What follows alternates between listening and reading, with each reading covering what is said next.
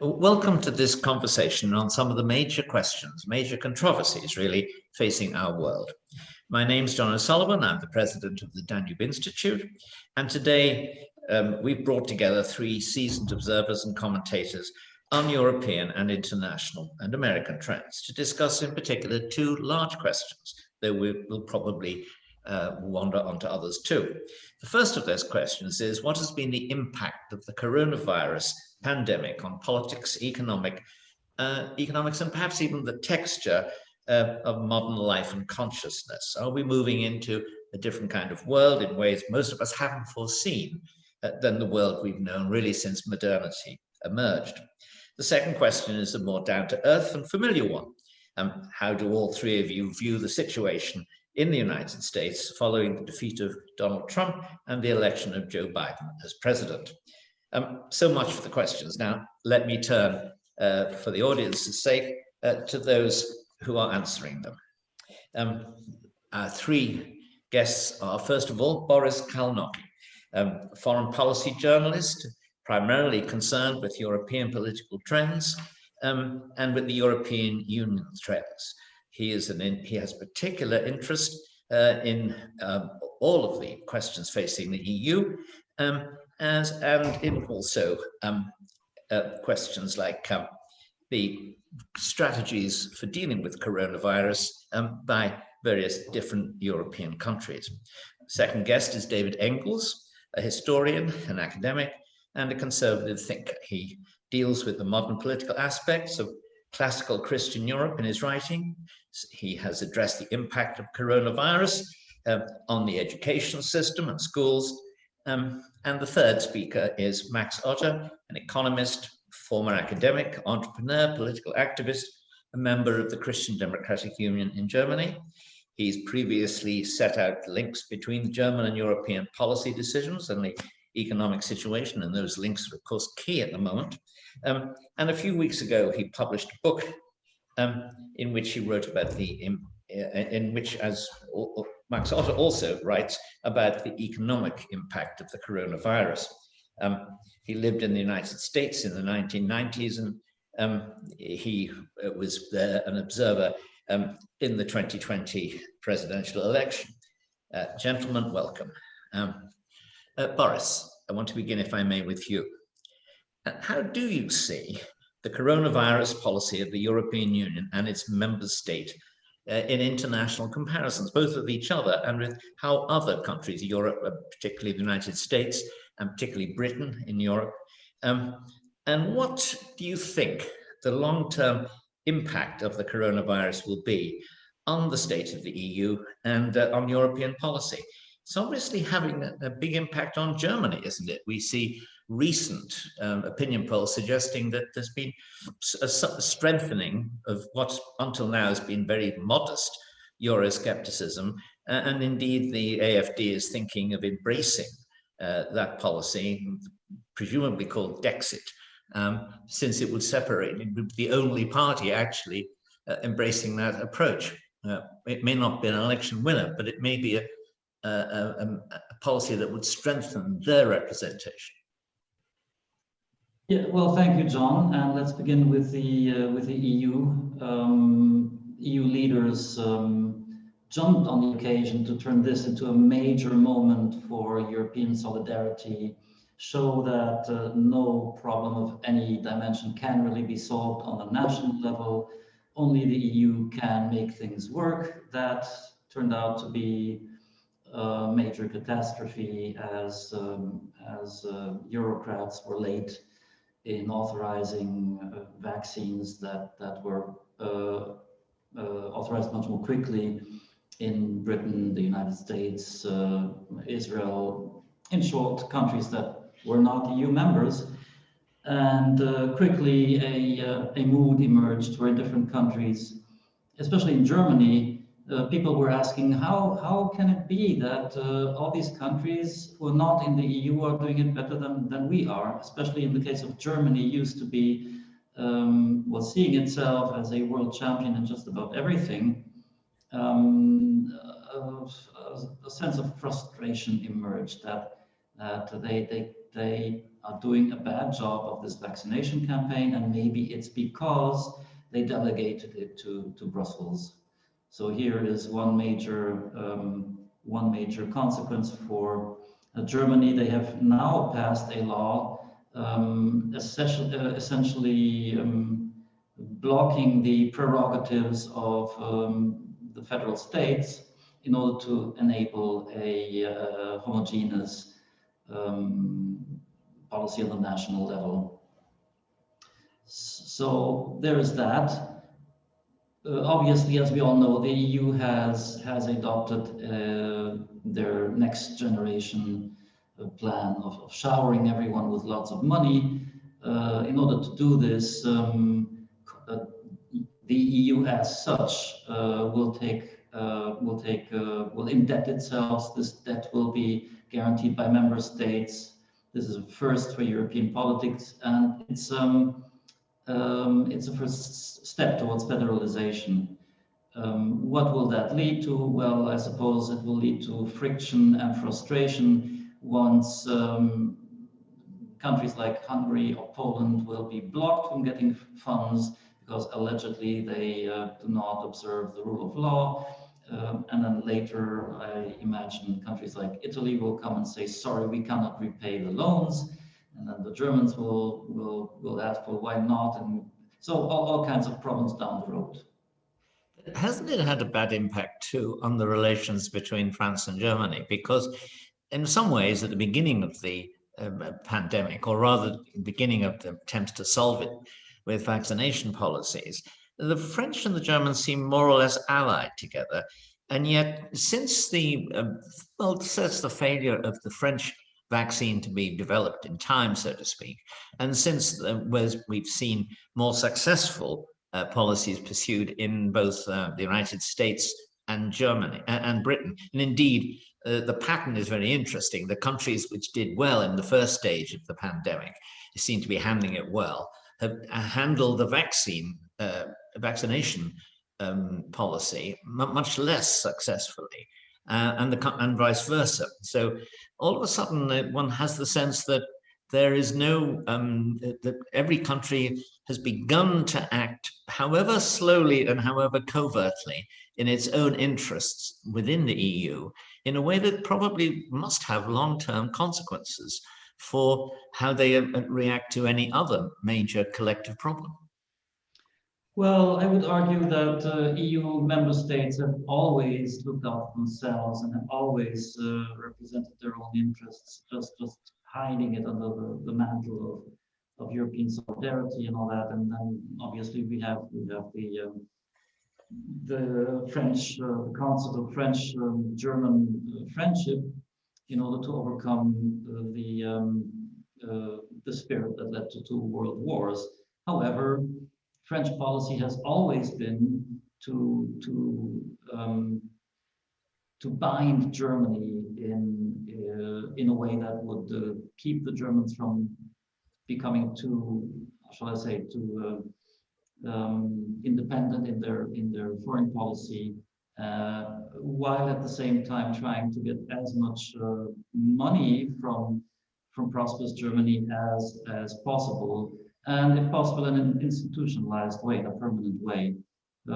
Germany has not made strategic decisions, but it does have the option to look towards the east, where we have the Visegrad bloc. They share the same economic philosophies as historically the Germans. They like to not spend too much money. You should not spend more than you earn and all that. And I sense a hesitation in Germany on how to go forward. Shall we try and use these Eastern Central European countries as a counterweight to France? And a lot of strife between France and Central Europeans is maybe down to that. The latest news, I think, is that Germany has just been trying to get the vaccine from Russia and ordering it. One of the commentators on this, I think Wolfgang Manschau, said this was a demonstration of the fact that the German-Russian relationship was now the single most strategically important relationship in Europe. Would you like to comment on both those things? Well, here's an interesting thought, John. If we go back in time, even to the 1920s, there was an Institute for Geopolitic in Munich, which propagated the idea of a Eurasian Union. And obviously, this is something which led to bad consequences as the Nazis embraced that spirit and perverted it, I must say. But there is a basic strategic thought in continental European political thinking that the maritime dominance of the United States and Britain, their dominance of a sea trade, might be counterbalanced by developing very close relationship with Russia and even China over land. So here's a strategic thought that I think still lingers in Germany. If we look at the Nord Stream 2 project, which is not at all what the Americans think might be in their interest. So here we have an objective area of conflict of interest, I think, between the United States and Germany, and indeed continental Europe. Perhaps I could now turn to David Engels. A few weeks ago, you were saying in a Polish newspaper article that the coronavirus has had a very severe effect on the education system. Now, I think everyone would agree with that in a common sense way, because we can see that education has been denied for a year and maybe now longer to students, and frankly, most people don't seem to think that the teaching through the internet is as effective. Maybe you differ on that. But what do you mean, apart from that common sense point, about the impact of coronavirus on the system, the education system? Yeah, well, I'm regularly observing this on the one hand as a family father, as I have two children here at home who are also in distance learning, and as a university professor, where I'm confronted weekly to teaching basically to a black screen for hours and hours. And so, in conclusion, from my own observations, I'm far from convinced that this format is really successful. Of course, everyone is trying hard. Yeah, I see that the teachers and my colleagues, they're all really trying to do their best and to use these tools as good as they can. But unfortunately, as we know, real education is based on things like human interaction, like some form of personal improvement, like teacher-student interaction. And this is really missing from this system. It can't really be incorporated as spontaneously into a computer program than to a common presence in the seminar room. And if you add to that the really severe effects also that this lockdown is exercising on the psyche of young people who are really locked down, closed in their homes partly for 1 year with nothing else to do than to keep to their own four walls, this is really the best situation to have a lost generation, as a bit the generation of the First World War. But I think it's even worse than that, because in my view, this coronavirus impact, or the lockdown impact on the education system, is only acting as some form of catalyst to many thought experiments that were already in place before. From my own experience, when I taught at the Université Libre de Bruxelles, I can assert that already at that moment, many people, essentially from the administration, were thinking about, is it really necessary to have all these full-time, not really high paid, but still from their point of view, professors working for us only to give a half a dozen hours of courses per week. And many at that moment were already saying, well, we could just simply make some form of video clips of what they have to say, and then basically replay that every year. So we could cut costs, or just transform these seminars into some form of interactive digital tools. That was already discussed before the COVID crisis, and I really strongly fear that now with this experiment taking for 1 year, that many people will say, okay, well, now we tried it, all the psychological barriers are broken, we have the tools, so let's impose that on a large scale. And that would be, of course, disastrous when it comes also to the political manipulation of such a system, which would then be, of course, absolutely at the mercy of any form of political interference. I mean, already now, schools, universities, media are very strongly dominated by leftist, liberal points of view. Already in schools, in kindergarten, you are confronted with LGBTQ stuff, with gender theory, with racism, post-colonialism, and so forth. That is, of course, extremely dangerous, as such a computer or digitally based system would be very open to that kind of manipulation and even enhance even more these disastrous tendencies. And the results of these tendencies, they can be seen, of course, everywhere. When we see how in Bologna studies and in comparison with China, for example, or East Asian nation,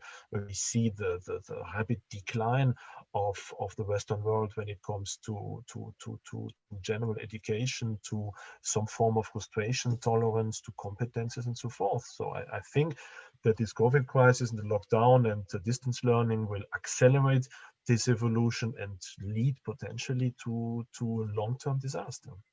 Obviously, we can see in China, which has, of course, other methods of social control at its disposal, that this is the internet and this kind of technical future can have seriously worrying tendencies towards oppression. But what about in the West? Because I'm thinking of the impact on the student's personality. Do they rebel against this? I mean, there is some evidence in the United States that a lot of the students desperately keen to get out of lockdown, desperately keen to have some kind of fiesta in one sense. But do they also want to get away from this somewhat impersonal medium of learning into one in which, as you say, you have an exchange of ideas? And final point, students may not always tell the truth.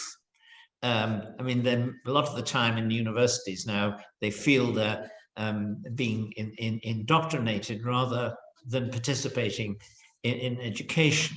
And in those circumstances, I mean, do we think this is going to be, I mean, is this a more effective means of control or a less effective means of control? Maybe you can ignore a computer screen more easily or turn the sound down than you can ignore a flesh and blood human being in front of you.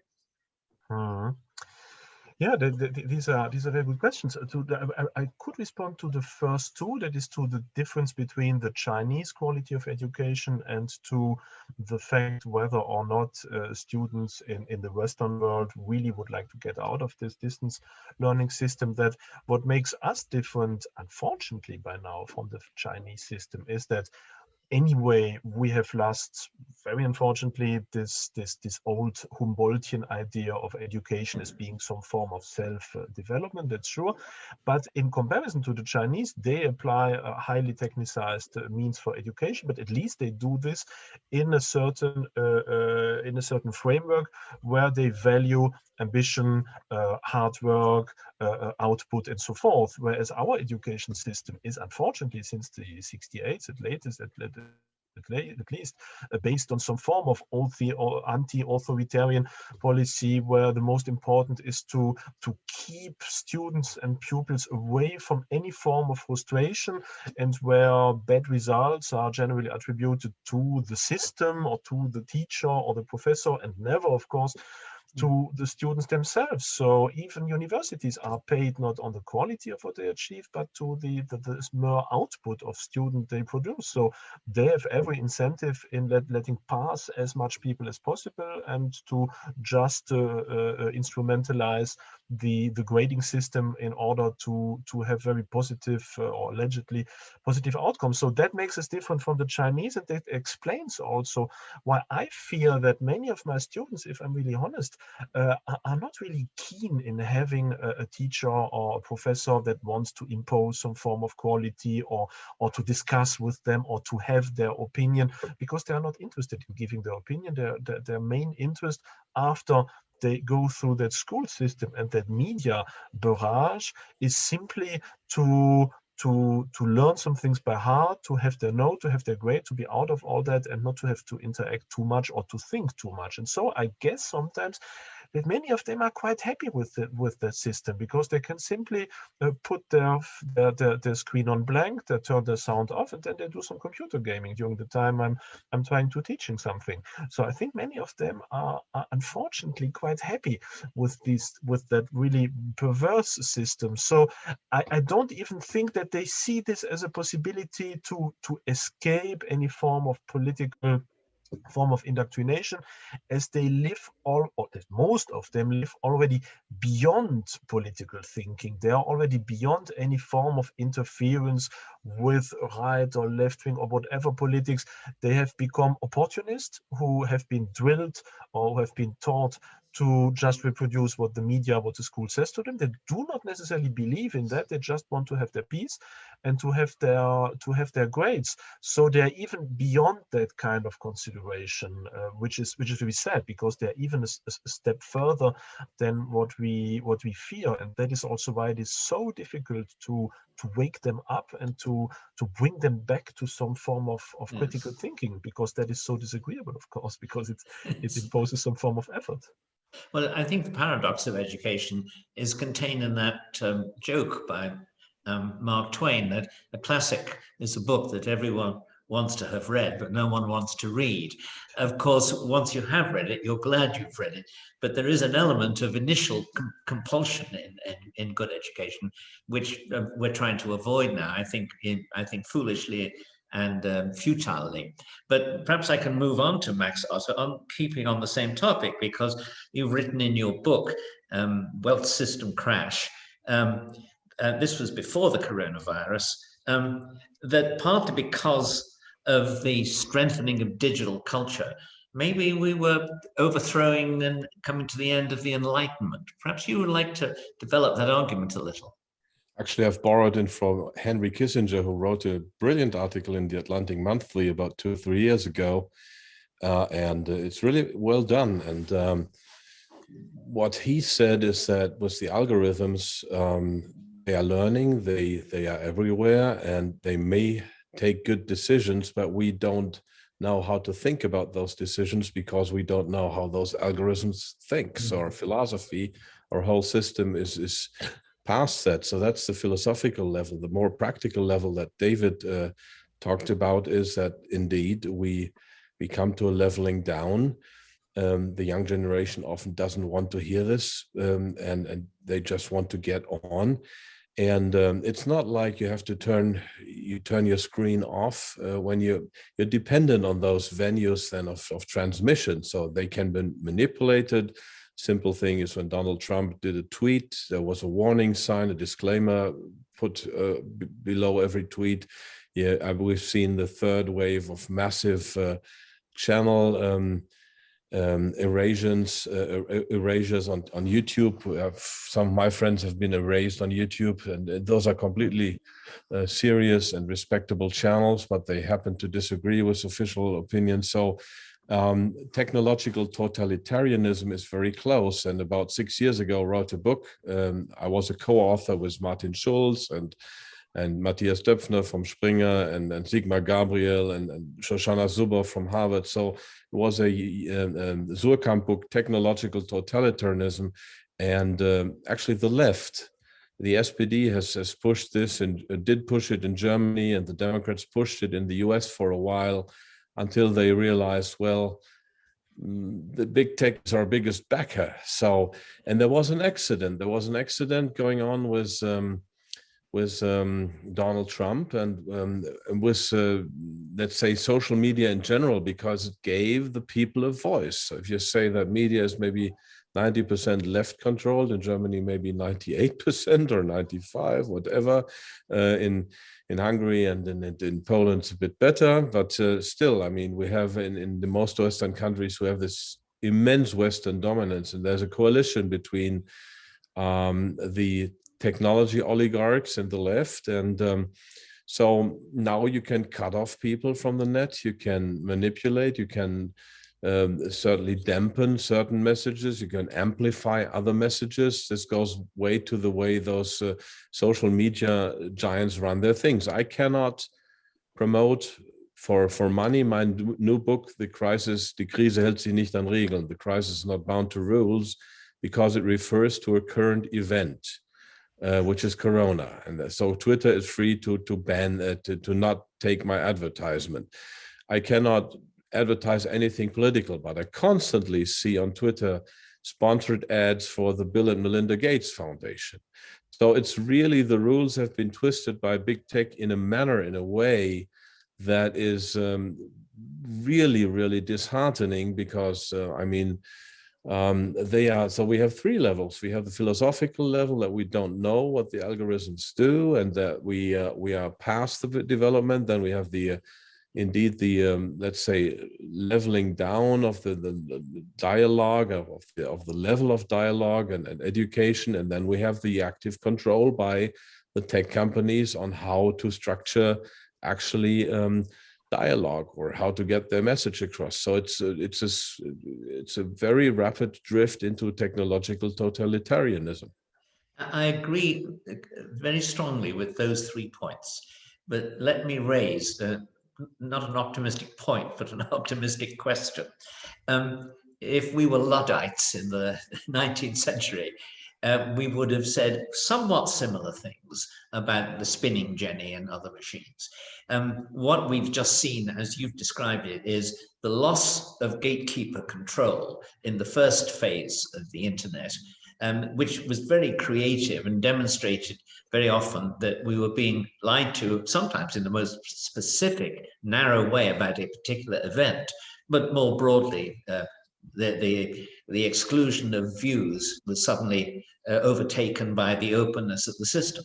And now the people who, or the social classes, broadly speaking, which controlled them with the gatekeepers before, they've suddenly found new ways of controlling, restoring their own influence again. Is that not an unstable situation, however? Are we not likely to see a reaction to that, which, including a moral reaction, which you, of course, have just given voice to, which will restore some kind of genuine argument and debate? There is, of course, let's say, retreats and enclaves like Think Spot by Jordan Peterson or whatever. So we have some free spots. But to quote David's and my favorite philosopher, man only is appalled by threats and is very quickly gets used to the facts. So we don't see so much. I mean, I see how resistance is really put down in Germany. I mean, open debate. We had, let's say, pretty open popular movements against the imported mass migration with Pegida and so on. This was, the media, of course, put it in a bad light from the beginning, but people went to the streets. We had it now again with the corona measures, with the anti-democratic corona measures. But right now, the grip of the regime or of the powers that be is strengthening. I cannot say otherwise. We saw it with the end of Donald Trump's reign or presidency, or however you may call it, that of course, we don't know everything about how it ended, but to switch off a sitting president with 75 million followers just from that media is amazing and is going contrary to pretty much everything I believe in. And so right now I think the counter-revolution, the restoration is in full swing still. Well, I can't disagree with that. But let me ask you one other question before I come on to the question of Trump. And that is that one of the events, one of the causes of change is, of course, an economic collapse. In other words, if you're running a system which suddenly runs into the buffers and millions are out of work and the system seizes up, that tends to discredit the people in charge and to energize critics against it.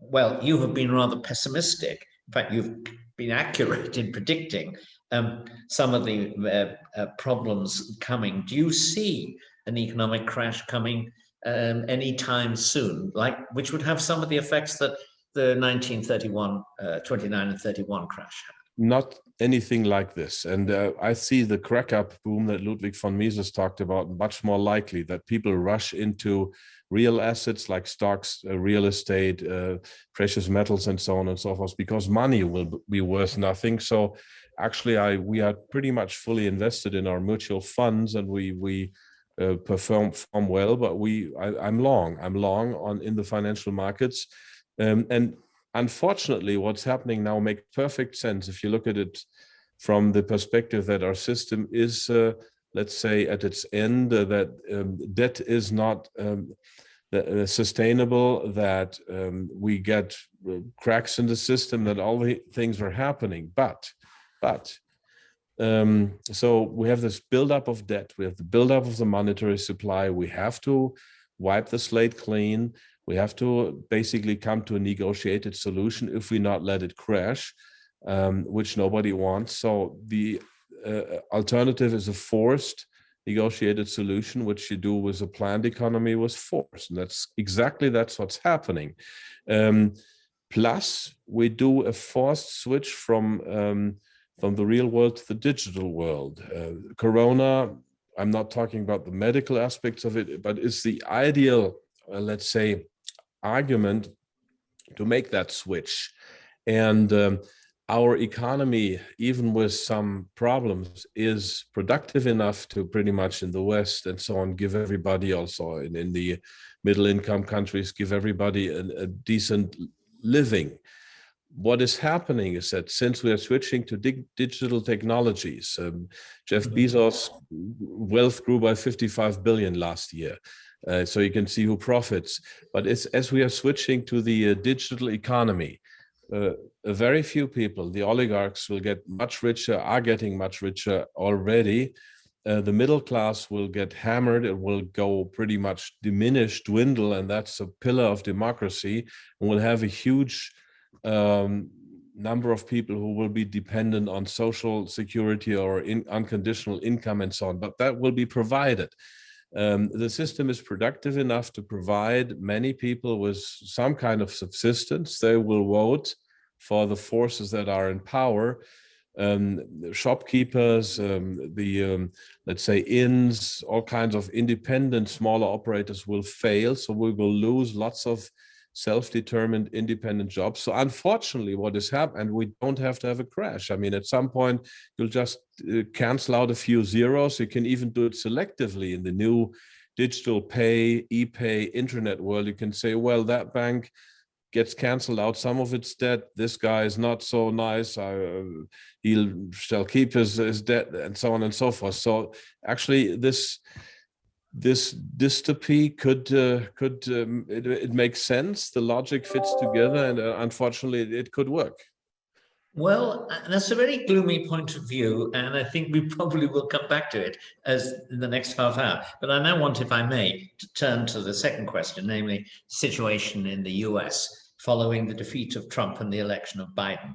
As it happens, I've just spent several weeks in America. I visited New York, Washington, Palm Beach, Fort Worth, Texas, and the prosperous North Alabama towns of Birmingham and Huntsville. Huntsville is not very well known in the world, but in fact it's the center of a lot of the communications, defense, military, and other industries in the United States.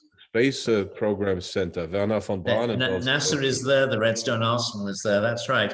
And of course, that was where Werner von Braun developed the initial set of rockets. And if you go to the region, my wife has a house nearby.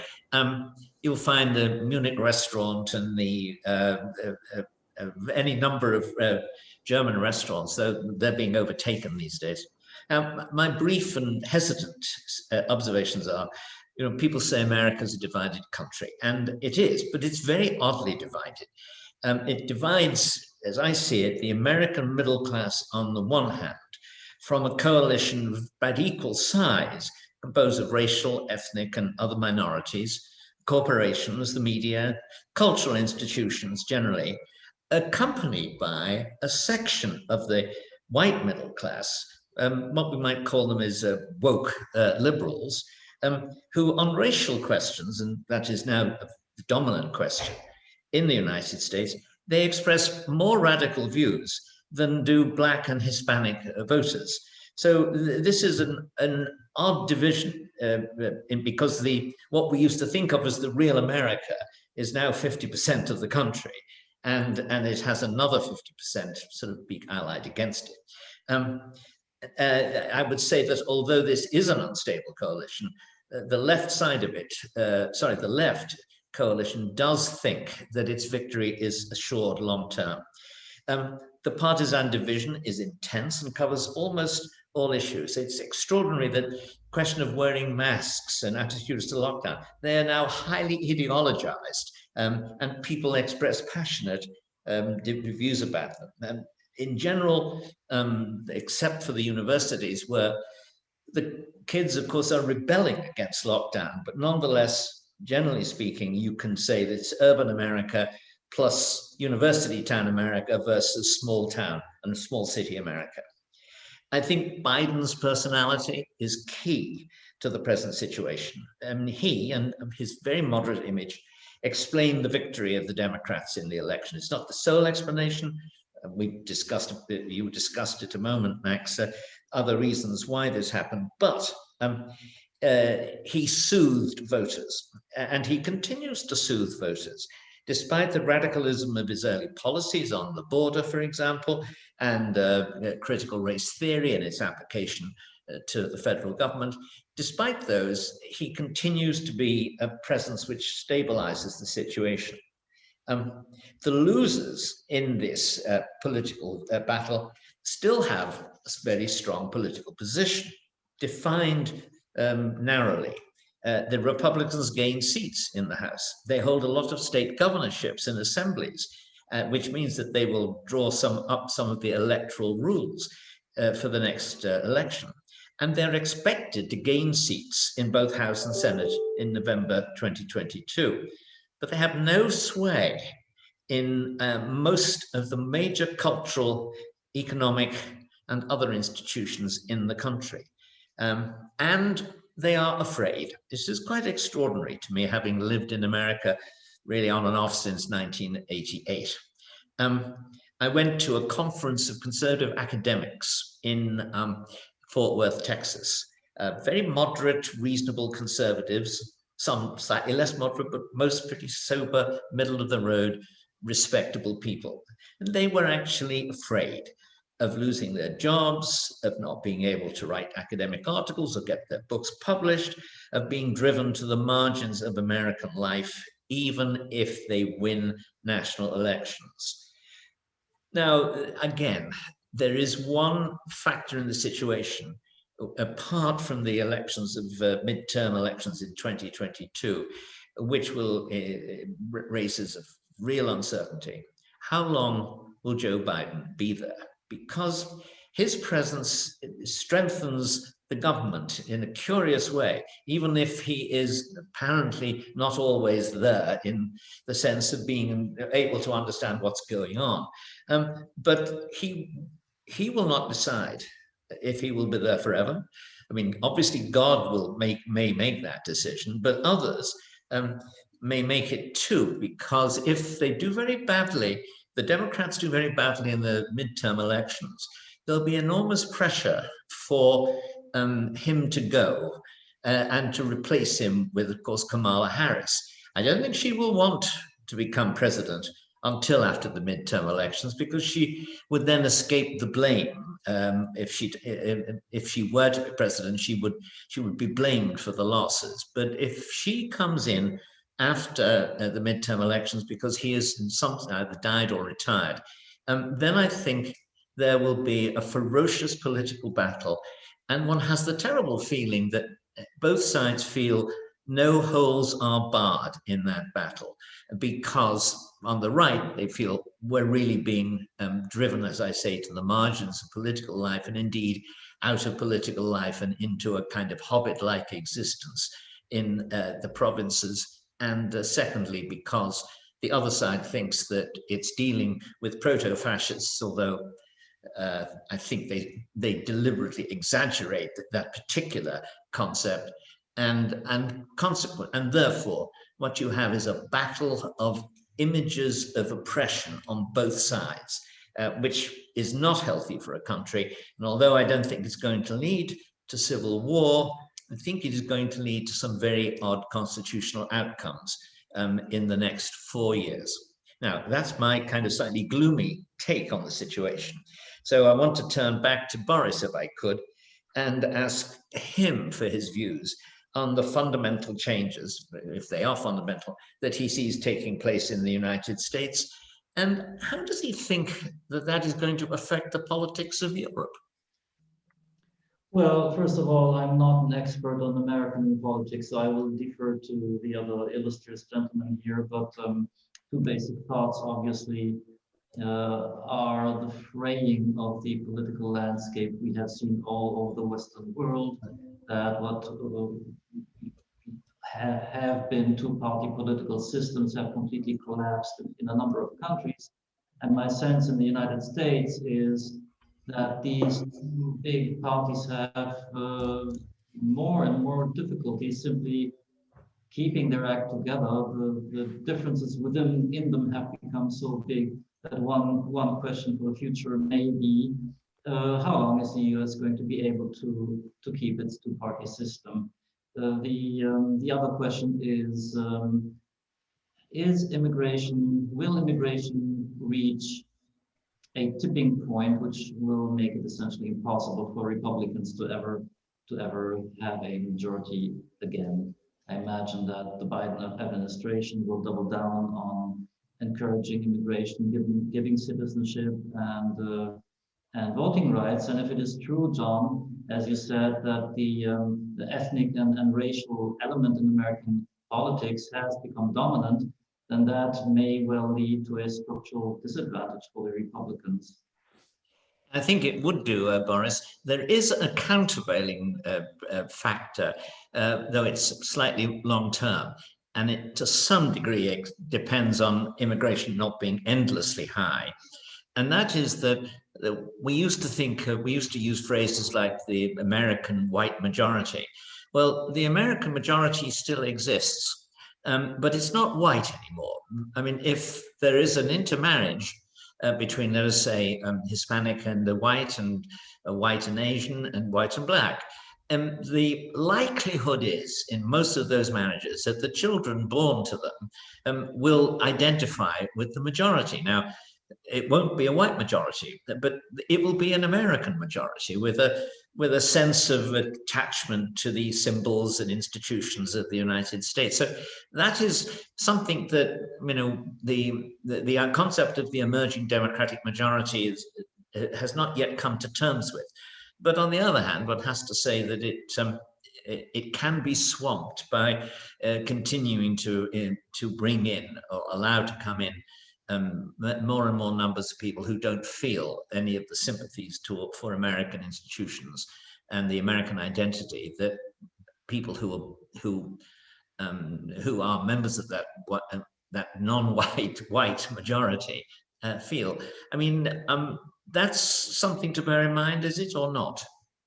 Yes, well, obviously, it's the cultural dimension is key here. Can the Republicans offer a narrative to immigrants, to people who come from another ethnic or racial background? Can they make them feel welcome, make them feel that they are part of the family?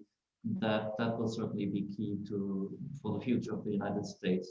As for the impact on European politics, well, I see a continuation rather than a change with regards to the change of presidency. Obviously, the return to multilateralism is a key change between Biden and the previous administration. But on the other hand, there are key objective interests that are simply the United States interests. We're witnessing a change from the Atlantic cooperation born from the consequences of World War II.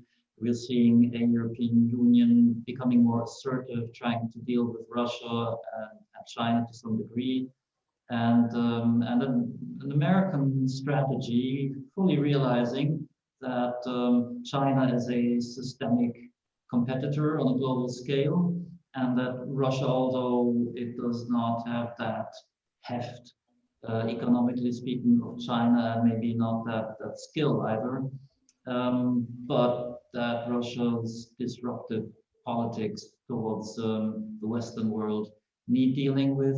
And here I see confrontation coming between European interests and American interests. That surprised the Biden White House, I think, hasn't it? The Biden State Department, that they were expecting, I think, a warmer relationship with the Europeans and the EU on relations with China. In particular, they were expecting to be able to form a common front, and that is not happening. And it's puzzled to some degree, but it's a permanent fact of life, isn't it? And yet at the same time, doesn't it increase the vulnerability of both Europe and America in relations with resurgent, well, I was going to say a resurgent Russia, but a still powerful and dangerous Russia, and a rising China? Well, obviously, even demographically speaking, and it's been said that demography is destiny. The United States is not suffering from these kind of problems, but Europe certainly, its share of world population and its share of world trade is steadily decreasing. So when I referred earlier to a tradition in European strategic political thought that it would be good to have some kind of Euro-Asian cooperation, make full use of the possibilities of this huge landmass reaching from the Channel all the way to the Pacific, from the North Sea to the Pacific. That, of course, for Europe only would make sense, I dare say, if Europe itself is strong enough to contain Russian and Chinese challenges to its influence and its interests. I think I want to come back to this later if we have enough time, but for the moment, let me move on, if I may. And this time, because Max, I think, may have to leave before both of you, I'd just like to ask you what you think of Joe Biden's work so far, compared to the direction that Donald Trump had established. How do you judge him?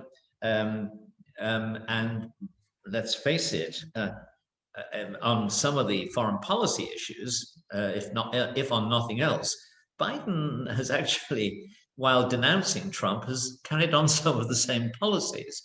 Amazing, isn't it? Yeah. So how do you judge overall his policies so far? Well, Trump was an accident for the people that run American politics, which is not only the voter, but also, of course, very powerful interest groups, as in all Western democracies, but in the US especially. So Trump was an accident. Trump was certainly not a strategist, but he basically had an ear to the people because he was a showman, a real social media star, whatever. So he said what the people wanted to hear. He said America first, which meant jobs and so on. The people wanted to hear that, and there's some truth to that. There was not a consistent strategy behind it, but it was a good message. And to me, American multilateralism before Clinton, Obama, whatever, meant that Yes, it's multilateralism in the sense that we, the US, say what's to be done, but we hide it under the cloak of multilateralism. So that's again, and I see that Biden is stepping up the war things and the tensions between China and there's very divergent interests. There's but of course the military, there's this power elite or the military elite, and so under Biden, tensions are rising, as I predicted, and it's certainly somewhat engineered. I mean, the eastern Ukraine, there's both sides to it, but now the tensions are rising. In China, now the tensions are rising, whereas a consistent economic strategy is still missing. Biden is also continuing the vaccination strategy. He's claiming as success what Trump started. So, I mean, superpowers are to quite some extent trapped in their trajectory and in the forces that determine their trajectories. So not so much has changed, except that tensions are rising, that what Trump kept low is now flaming up again. And that's troublesome. I mean, the potential of a war, which of course also Graham Allison of Harvard between China and the US or other kinds of wars is rising again. And that's not a good prospect. Maybe also to Europe, that there is not a more warmer reception is probably that in some ways the US has overplayed its hand vis-a-vis Europe. I mean, the Russia sanctions, which Western countries in total do, are highly asymmetrical. Germany and Austria are basically really hurting for their trade with Russia, whereas the US is only sanctioning persons in Russia and continuing with its own trade. I've seen examples of firms where German firms were kicked out and American firms stepped in. So, and this is a covert warfare that the US is not only conducting against Russia and China, it's conducting it against continental Europe, because continental Europe as an economic power is as big as the United States almost. But so it's a complex issue, but by and large, I think the world has become less safe since Biden stepped in. Yes, and let me first of all let me point out that the kind of actions that you're decrying on the part of the Americans, favoring their own, imposing sanctions that in effect favor their own companies, that accusation and that truth really goes back to 1983 as well, because when Reagan was imposing embargo on the pipeline, he was not imposing a grain embargo, and that was made. Those points were made. Now, you are, however, very pessimistic in the sense of forecasting the dangers of a global conflict and outright conflict. Let me just ask you a very obvious question in these circumstances. You have the Chinese saber-rattling over Taiwan, and you have the Russians moving large numbers of troops to the Ukrainian border, to the Donbass line. Is it impossible to think that there might not be a coordinated attack from both sides, the Chinese attempting to take Taiwan, the Russians attempting to invade Ukraine more completely?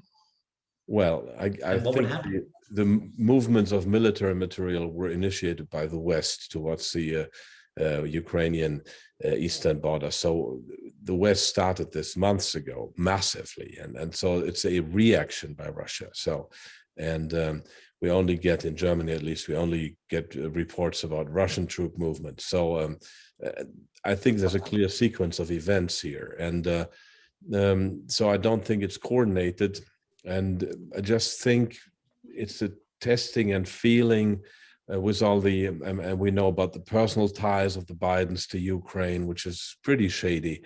So I hope, I don't say it's a pessimistic view. I think, and I'm quoting Ellison here, we have to think about this scenario to think about how to avoid it also. And I don't think that it is in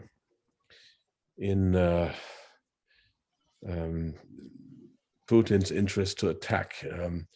China also has never really attacked except for the Chinese Vietnamese war. So I see actually the declining superpower US as the aggressive one in those things. I say this as an American.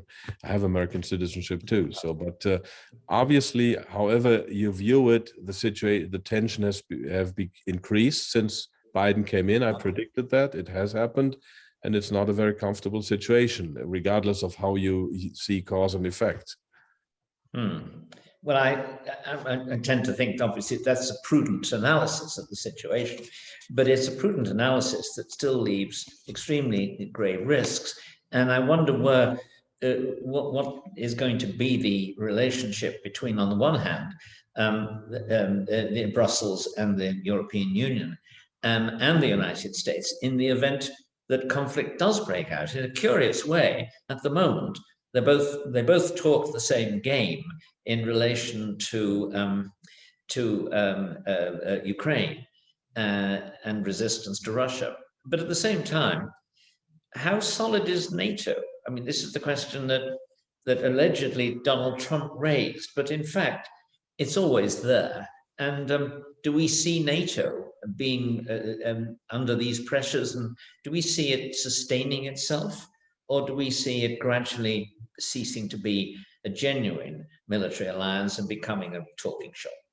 Well, I was in the US in June 2001 with a German delegation talking to incoming Bush administration, and this was a 3-day conference, and Bush was having problems with staffing his administration, so the undersecretary level was still pretty understaffed. And in every conference, the question was, what's the new threat? What will hold NATO together? So people kept speculating about terrorism in North Africa. You can actually conjure threats if you talk about them often enough. And NATO is still, I think, if you look at the way the treaty is structured, is still able to, let's say, declare a defense case, and then you have actually martial conditions or whatever, and then you may have actually action, and then you are in war or in the pre-stages of war, and then it's very easy to, let's say, engage Poland and Germany in those. France will play to some extent its own role, I think, but the danger is that the flight ahead into a conflict, that gamble is actually one that myself as a US policymaker would make. And it's not a very pleasant one, but it's maybe worth taking the risk if I tick like some of the neocons. And it's not a comfortable thought. Not a comfortable thought for Europeans in particular. And for my country also not. Yes, no, it's not a comfortable thought for anyone. But on the other hand, one can possibly say that the clearer and more committed members of NATO are to each other and to maintaining a solid front on almost all the serious political issues, the less danger they are to be provoked by the Russians or by any other power too. David, could I turn to you? I want to go back to American politics here. You have been very pessimistic in the past about the possibilities and opportunities for conservatism in Europe. And I wonder if you think that they are much less appealing now in the light of what's happened in the United States to Trump. And do we see a conservatism beginning to revive in Europe? If so, in which countries? And on which side also of the English Channel? Yeah, that's of course very important as questions, and indeed I think that after the last years had been marked by a series of successes by different conservative parties on both sides of the Atlantic Ocean, now we see some form of new decline of conservatism. I mean, some years ago there was some form of enthusiasm. We had the victory of Trump, we had Boris Johnson, we had Salvini on his path apparently to power. There was also the waiver, there was Thierry Baudet, Orban, Kaczynski, and so forth. So there seemed one moment where people believed it might be possible to achieve at least some form of stalemate between populists, you could say, or conservatives on the one hand, and more politically correct orientations on the others. And then systematically during these last years, not only in the US, but also in Europe, this tendency has strongly declined. Trump has been defeated. Even the post-Brexit UK conservatives are in the middle of an enormous mess. You could say the Rassemblement National is trying to define it again. Salvini didn't break through to power. The Flemish NVR is also under big pressure. Forum for Democracy is being dismantled on the inside. The AfD is just disintegrating.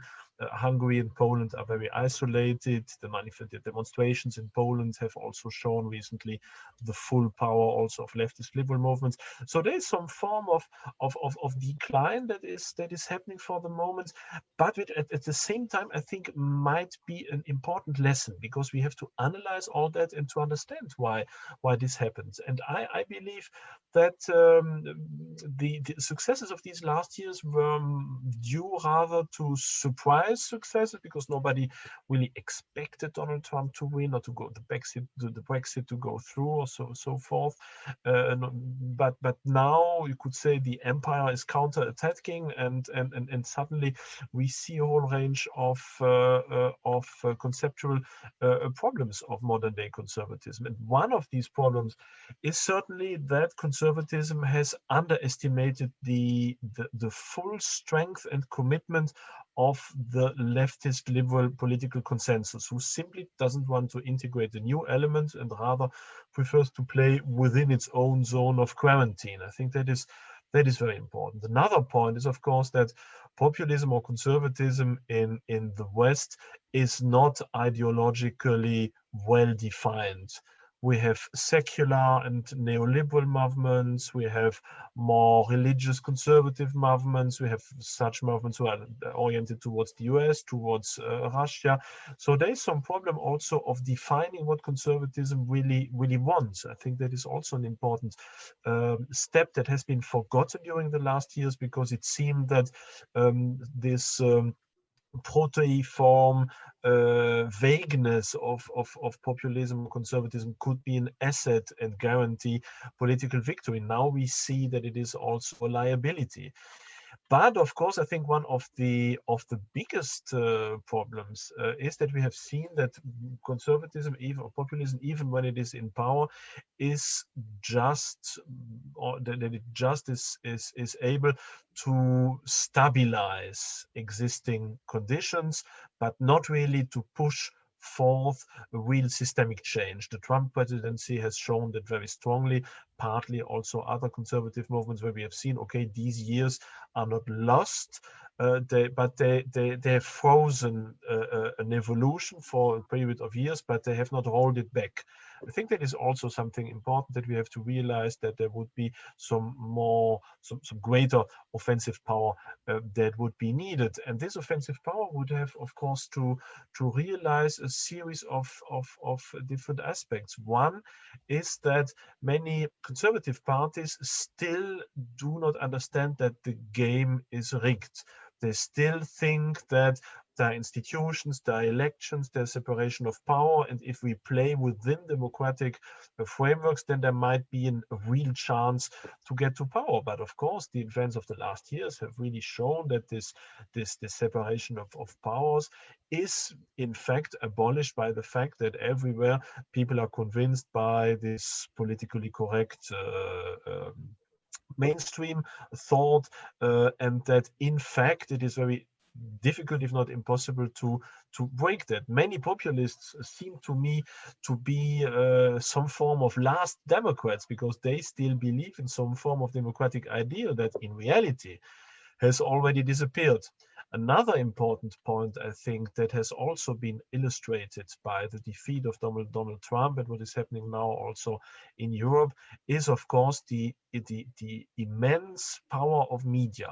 Many conservatives may have believed that once in power, the media would partly shift their attention and try to line with them, but the contrary has happened. And many conservatives have simply forgotten the important axiom of politics that Nancy Pelosi, still in November of 2020, quoted when she quoted Abraham Lincoln, who said, "Public sentiment is everything. With it, you can accomplish almost anything. Without it, practically nothing."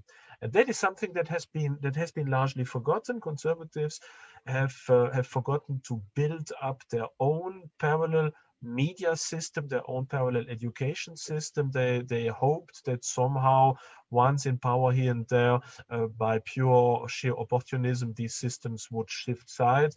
That hasn't happened, and that shows, of course, the importance of building up a new system, because we can't hope to achieve a new march through the institutions as that was possible for the leftists in the second half of the 20th century. And the last point I would like to underline, this has also been shown by the present evolutions in the US, but also in France and other European countries, is that the governments themselves are turning more and more some form of blind eye to real conflicts, such as social polarization or ethnic conflicts or the financial crisis. So they only engage in some form of patronage politics in order to keep people down. But power is shifting more and more towards the streets. We have seen that with the yellow vests in France. We have seen that also with the Black Lives Matters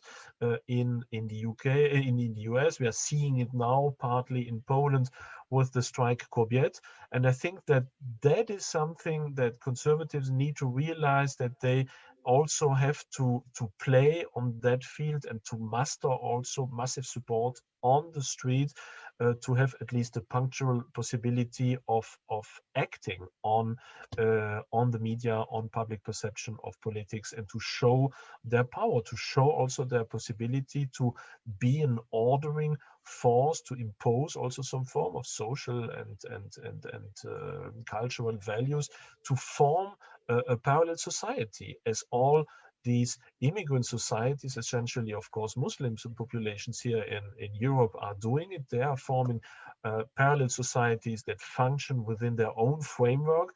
And many conservatives, I think, should take an example of that and building up something parallel that would be a firmer basis than for, again, the conquest of public opinion and ultimately, of course, political power. Let me say that at the conference I was mentioning, the Philadelphia Society in Fort Worth, Texas, that I attended, this point, your final point there, was made repeatedly, that we have to enter a period in which we painfully construct a series of alternative institutions. To some degree, of course, the conservatives did that in the 60s and 70s between the defeat of Goldwater and the election of Ronald Reagan. But this, it seems to me, had to be done in a much more fundamental way.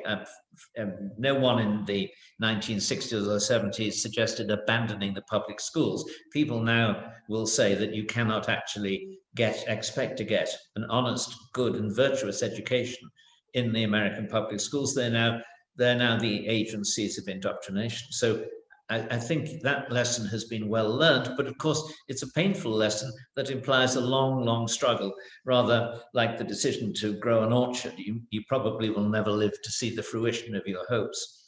But on two other points I want to raise with you, I agree entirely that public opinion is, in a sense, all, and that's, as the quotation from Lincoln that Pelosi cited makes clear, that's been something we've known since the 19th century. I mean, you can see in the debates on democracy that opinion, that public opinion was the key element in yielding to the democratic pressure. That's been a truth which conservatives have not learned sufficiently. it also explains your other point that the disutility, the unutility of the separation of powers, because that works well when the institutions are acting in response to institutional values and objectives. But when the institutions become the expressions of the interests of a particular class, and that's what Robert Bork said the American courts increasingly were, then you have a much deeper problem.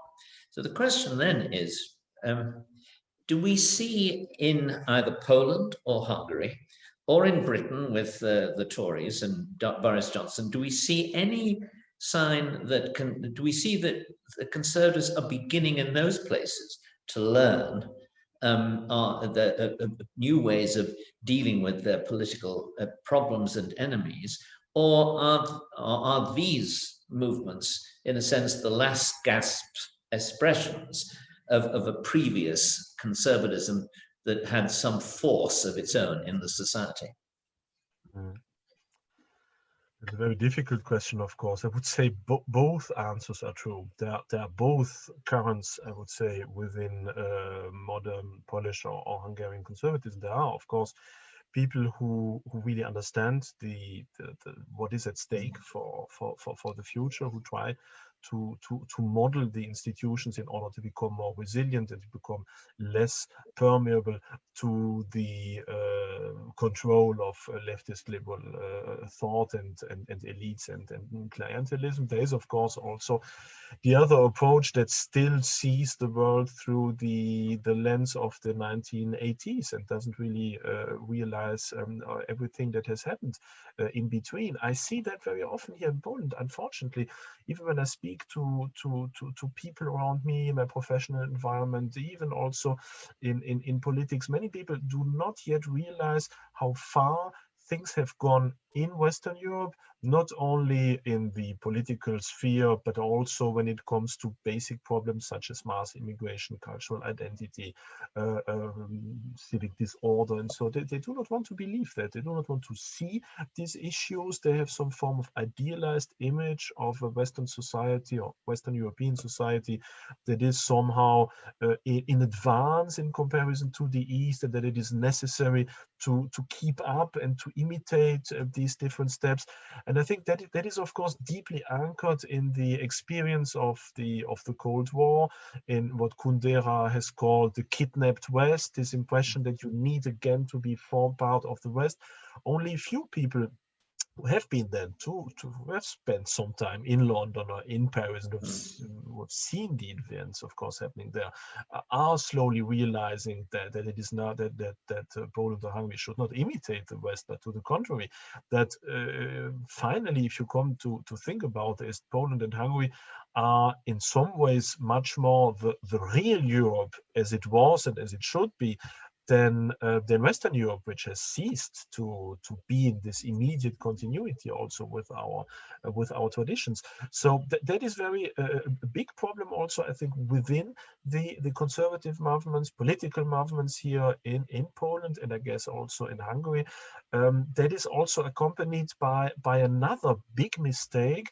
That is that many people in the Eastern Central European countries still think along national lines, and they think, well, if I don't meddle in the affairs of Germany or France or the US, if I leave them alone, then they will leave us alone in doing what we want in our national environment. And of course, they do not understand that the sake of what is happening within nation states is now also very often influenced by outer perspective, and that, for example, elections here in Poland are not only won within Poland itself, but depend to a large state on how the Germans are talking about these elections, what information they're sending back to Germany, how the European Union, how Brussels is influencing public opinion on Poland. All that is playing, of course, into the internal events here. And I think that many politicians have not yet understood this tremendous influence of a world that has become globalized, if we want or not, a Europe that is now very strongly intertwined, and that conservatives have to accept this, even if you don't like it, and have to play with it, to use these instruments and not to let just the enemy use it. And that is why I'm so strongly also in favor of the need of conservatives in Eastern Central Europe, where they are still in power, to use this momentum in order to create tighter links also with conservative movements all over Europe, to play also the role of, or to exert some form of patronage on French conservatism or German conservatism, which could be done quite easily with the possibilities that governmental power gives to them. But this chance, this possibility that is creating allies now while you are in power, in order to be sure that if once you lose the power, you still have someone to fall back on or who could help you in case of necessity, is not yet fully understood. So that is why I'm hoping, of course, that the initiatives like now, the discussions between Orban, between Kaczynski, Salvini, other movements within the European Parliament might perhaps lead to some form of entente. And that is also one of the reasons why I personally was so active when it came to drafting that book, Renovatio Europae, or of drafting this project of a preamble for future European constitution, in order to build up some form of basic understanding between conservative movements, where they could say, okay, this is our minimum program that unites us. We have our differences, but this is still some form of understanding that we could use in order to fight together against this leftist liberal hegemony. But this process of understanding is slow, and I really hope that this understanding, that this full understanding, will set in before it is too late. Thank you very much indeed. I want to ask one last question to Boris, and in a way it's to pick up some of the ideas we've just heard and transpose them to geopolitical questions. Obviously, Britain hasn't played much part in our discussion tonight. Brexit has, in a sense, ensured that the British are slightly outside the main circle on a number of questions, and that's, in a sense, what they were asking for, and I certainly don't complain about it. But I wonder whether, as we look at the various things we've been discussing, both in terms of ideas and ideology, but also the terms of economics, economic cooperation, trade, and of course, military and diplomatic alliances. Do you see that any sign that perhaps what's happening is that there is a split in Western civilization, a split which maybe was forecasted by Sam Huntington, who said that the West was the one civilization which didn't have a metropolitan center, so to speak. I mean, America might be the leader of the West in a military sense, and achieve in the post-war years immediately enormous dominance, but that dominance was fading. I wonder if we can't see as a possibility that the Anglo-American world, along with other people who, in a sense, separate, are marginal to Europe, might not form, in a sense, begin to form a different civilization from continental Europe, in the same way that the Christendom was divided between Catholics and Protestants. The views became sufficiently different that countries where one was dominant and the other was subordinate began to form collectives, and the world of Christendom became seriously divided. Of course, it led to a 30 Years' War and a lot of other bad things, but ultimately, that divided Christendom actually conquered the world. Those days are past, but do you see a division of Western civilization today in anything like that way? Well, that's a very profound question, John. And before I turn to it, I would like to react to some aspects of what David said. I, for my part, not the most ideological of persons, and I do think that the great force of conservatives and the basis of perception of anything is really problem solving. So why did we have a low point on the left liberal side for a number of years now? Because they had ceased to be able to solve the problems in their societies. They had even lost the capability of expressing, of formulating these problems. The vocabulary was lacking to even say what was going on. And the great advantage of conservatives in this time, especially in Hungary and Poland, obviously was to come on and take up issues, pick up on issues which mattered to people and which were neglected by liberals. So one issue was the euro, which was the initial topic for AfD in Germany. Another is immigration, obviously, cultural cohesion. All these issues are important to people on the ground, and they define what people will support. Now, some of these things have been co-opted by liberals nowadays. Macron has essentially declared war on radical Islam. This is a conservative topic. Immigration has now the Hungarian and Polish view on immigration, that we need strong border protection, that we need to send back people who are criminals, don't belong here, are not entitled to protection, are not actually refugees. That this must be the strategy, and that has been co-opted on the European level to some extent, at least by liberals as well. And to that extent, the appeal of conservatives for European citizens has slightly decreased. So I would suggest that what conservatives need to do is to analyze the problems in society, speak up, name these problems in a crisp and efficient manner, and then offer solutions that seem sensible. One big issue obviously is family policies. How do we solve the demography? Here, Hungary has gone ahead and offered solutions, and we simply need time to see where that leads. Well, let me try to, maybe, David, you want to come back quickly on that, because, no? In that case, let me just say that, of course, the business of politics is to solve the problems of society that history throws up. And the reason for the Thatcherite, Reaganite ascendancy, relatively brief though it was, nonetheless, it existed because practical politicians, Mrs. Thatcher was above all a practical politician, actually set about trying to solve the problems of inflation, excessive trade union power, the Soviet aggression in the Cold War, and made a good fist of actually solving those problems. And I think, Boris, you're completely right to say that unless politicians, conservative politicians among others, offer realistic solutions to problems, they won't get a hearing, or they get a very brief one. The second thing, however, is that every now and then an improbable change occurs, and sometimes in politics, changing the strength of one party and improving the strength of another.